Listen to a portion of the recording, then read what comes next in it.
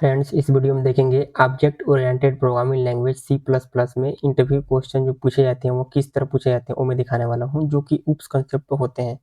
तो आपको यहाँ पे पहला क्वेश्चन वो मिलेगा, यह है which was the first purely object oriented programming language develop. कौन सा पहला प्रोग्रामिंग लैंग्वेज डेवलप हुआ था जो उप्स कंसेप्ट था? A Java, B C plus plus, C Smalltalk and D Kotlin. तो हमारा जो था सी था वो था स्मॉलटॉक। आप इसका एक्सप्लेनेशन भी देख सकते हैं, आपको दिखा सकते हैं यहाँ पे, आप पूरा पढ़ सकते हैं। Smalltalk was the first programming language developed with was purely object oriented. It was developed by Alan Kay ने इसको डेवलप किया था। ठीक है। और यहाँ पे सेकंड हमारा है which of the following best defines A class. कौन सा इसमें है जो क्लास को अच्छे से डिफाइन करता है? A parent of an object, B instance of an object, C blueprint of an object, D scope of an object. मतलब जो हमारा क्लास होता है वो किसको इसमें से डिफाइन करेगा? तो हमारा इसमें आंसर होगा सी, यानी कि ब्लूप्रिंट ऑफ ऑब्जेक्ट। इसका एक्सप्लेनेशन भी आपको मिल जाएगा नीचे। वो है ए class is a blueprint of an object. अब बाकी ये पूरा पढ़ सकते हैं, क्योंकि मैं पढ़ूंगा तो इसमें टाइम लॉस होगा, तो मैं नहीं चाहता कि इसमें ज़्यादा समय दूँ, तो ताकि मैं ज़्यादा से ज़्यादा क्वेश्चन को रिकवर कर सकूँ एक समय में। और यहाँ पे देखिए एक है हु इन्वेंटेड उप्स। उप्स को किसने मतलब इन्वेंट किया था? ए एलन के, बी एंड्रिया फेरो, सी डेनिस रिची, और हमारा यहाँ पे फोर डी है हमारा यहाँ पे वो एडले गोल्डबर्ग। तो आपका ये आंसर दिख रहा है, एलन के नहीं किया था, जो कि ऊपर एक्सप्लेनेशन में आपको दिखा होगा। फिर इसके बारे में पूरा पढ़ सकते हैं कि कौन क्या क्या किया था, इसमें भी एक्सप्लेनेशन में दे दिया हूँ। और यहाँ पे फोर्थ है what is the additional feature in classes that was not in structure. कौन सा इसमें है एडिशनल फीचर जो क्लास में नहीं होता है? A data member, B member function, C static data allowed, and D public access specifier. तो फोर्थ हमारा है बी, वो है मेंबर फंक्शन जो होता है वो नहीं होता है। ठीक है, तो आप ये समझ सकते हैं। इसका भी एक्सप्लेनेशन मैंने दिया है कि डाटा मेंबर और स्टैटिक मेंबर सब क्या क्या होते हैं, कौन कौन अलाउ नहीं होते हैं। और यहाँ पर दिया है पांचवा which is not feature of oops in general definition. General definition में उप्स का कौन सा फीचर इसमें नहीं होता है? तो ए दिया है कोड रीयूजेबिलिटी, बी दिया है हमारा मॉड्यूलरिटी, और फिर हमारा यहाँ पे सी दिया है डुप्लीकेट रिडंडेंट डाटा, और फिर दिया एफिशिएंट कोड। तो जो पांचवे का आंसर होगा हमारा बताना है क्या होने वाला है। तो पांचवे का हमारा सी हो जाएगा, डुप्लीकेट या रिडंडेंट डाटा। ये जो होती हैं वो इसके फीचर नहीं है, जो कि उसमें नहीं होता है ये सब चीज़ें। ठीक, और इसके बारे में पूरा मैंने दिया है एक्सप्लेनेशन यहाँ पे। फिर हमारे पास नेक्स्ट है छठवां क्वेश्चन है। यहाँ पूछा है pure OOP can be implemented without using class in a program. एक प्रोग्राम के अंदर क्या जो प्योर ऊप होता है वो इम्प्लीमेंट हो सकता है बिना क्लास का यूज किए? ट्रू या फॉल्स ये बताना है। तो छठवें का आंसर हो जाएगा हमारा यहाँ पे फॉल्स, क्योंकि ऐसा नहीं होता है कि किसी प्रोग्राम में आप यूज तो कर सकते हैं, लेकिन आप बिना क्लास का यूज करेंगे तो कोई मतलब नहीं, क्योंकि क्लास और ऑब्जेक्ट तो इसमें होना कंपलसरी है। ठीक है, तो इसलिए हमारा क्या हो जाएगा, फॉल्स हो जाएगा। जो बी आंसर हो जाएगा वो क्या हो जाएगा, ट्रू हो जाएगा यहाँ पे। और यहाँ पढ़ सकते हैं पूरा इसका एक्सप्लेनेशन क्यों नहीं हो पाएगा, क्योंकि इसमें उसमें क्लास का होना बहुत जरूरी है। और यहाँ पे सातवें नंबर का क्वेश्चन हमारा है भैया है विच फीचर ऑफ उप इलिस्ट्रेटेड द कोड रीयूजेबिलिटी। कौन सा फीचर है जो इसमें क्या कोड रीयूजेबिलिटी का यूज करता है यहाँ पे? तो हमारा यहाँ पे दिया है क्या, ए दिया है पॉलीमॉर्फिज्म, बी दिया है हमारा एब्स्ट्रैक्शन, सी दिया है हमारा एनकैप्सुलेशन, और डी दिया है हमारा यहाँ पे और इनहेरिटेंस। तो हमारे यहाँ पता ही आपको है कि जो भी कोड ड्यूरेबिलिटी कम होता है वो हमारा है 7 का डी होगा, यानी कि इनहेरिटेंस होगा। क्योंकि इसमें क्या होता है कि पेरेंट क्लास के सारे एट्रीब्यूट को चाइल्ड क्लास में एक्सेस किया जाता है।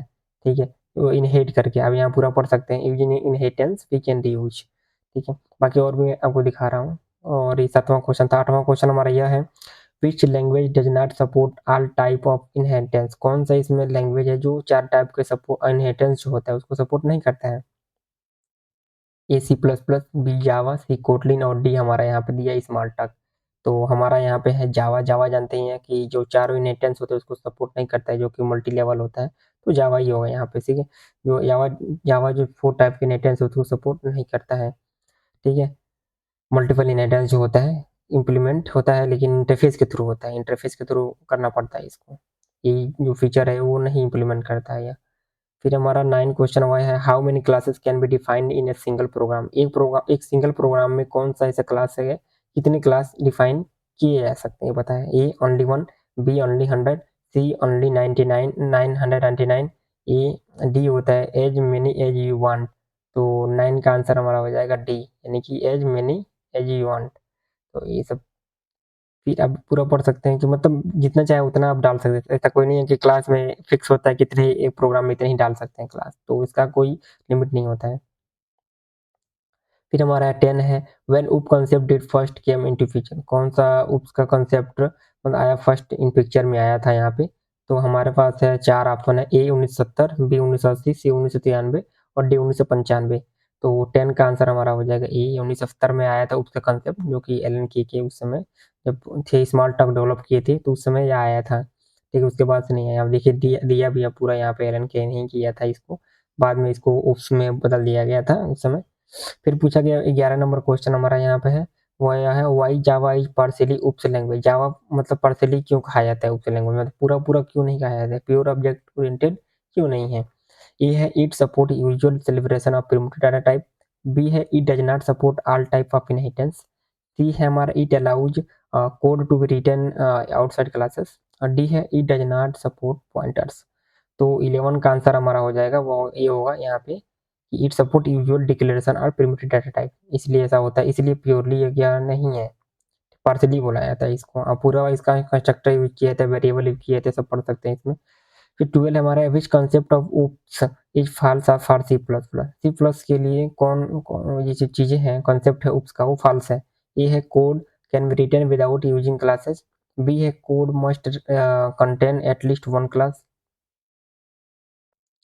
और सी है ए class must have a member function, D है at least one object should be declared in code. तो 12 का आंसर हमारा हो जाएगा बी, यानी कि कोड जो होना चाहिए वो उस कोड के अंदर कम से कम एटलीस्ट वन क्लास तो होना ही चाहिए। ये जो कंसेप्ट का है फॉल्स है इसमें जो दिया है, ऐसा कुछ नहीं होता। यहाँ पर दिया भी in C plus plus it's not necessary to use class, C plus plus में क्लास का कोई नेसेसरी नहीं होता है। Hence code can be written without using OOPS concept, बिना यूज के उप्स के भी लिखा जा सकता है, कोई जरूरी नहीं है कि एकदम जरूर लिखना ही लिखना है उसको। इसके अलावा हमारे पास 13 नंबर क्वेश्चन वो ये है which header file is required for C plus plus to use OOPS. OOPS को यूज करने के लिए कौन सा हेडर फाइल जरूरी है होता है। तो ए है आईओ स्ट्रीम, बी है stdio और सी है हमारा stdlib, और हमारे पास डी दिया है OOPS can be use without using any header file. तो 13 का हमारा हो जाएगा डी, क्योंकि उप्स में हमारा हेडर फाइल का कोई मतलब नहीं होता, हेडर फाइल का इसमें कोई यूज नहीं होता। ठीक है, आप लिखा भी need not include any specific header file to use oops concept in C++. Only specific function used in code and their respective header file. जिस कोड को यूज करेंगे उसके रिस्पेक्टिव हेडर फाइल आपको जो मिलेंगे उसकी जरूरत पड़ती है, बाकी किसी की जरूरत नहीं पड़ती है। ठीक है, तो इतना काफी है। फिर हमारा है which of the two feature match each other, कौन सा इसमें है जो दो दो फीचर ऐसे हैं जो एक दूसरे से मैच करते हैं। ठीक है, ए है इनहेरिटेंस एंड इनकैप्सुलेशन, बी है इनकैप्सुलेशन एंड पॉलीमॉर्फिज्म, सी है इनकैप्सुलेशन एंड एब्स्ट्रैक्शन, और डी है एब्स्ट्रैक्शन एंड पॉलीमॉर्फिज्म।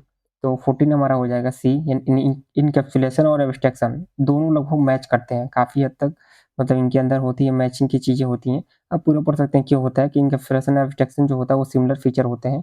इनकैप्सुलेशन जो एक्चुअली बाइंडिंग करता है ऑल प्रॉपर्टी को एक सिंगल क्लास में। ठीक है, और बोल सकते हैं कि ये क्या करता है हाइड करता है जितने फीचर होते हैं। ठीक है, एक क्लास के अंदर। एंड एब्स्ट्रैक्शन जो होता है वो हाइड करता है अनवांटेड डाटा को।